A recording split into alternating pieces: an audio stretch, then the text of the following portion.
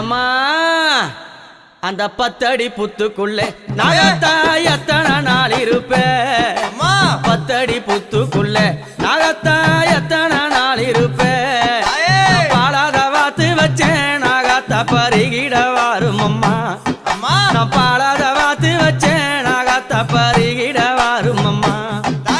10 அடி புத்துக்குள்ளே நாகத்தா எத்தனை நாள் இருப்பேன் 10 அடி புத்துக்குள்ளே நாகத்தா எத்தனை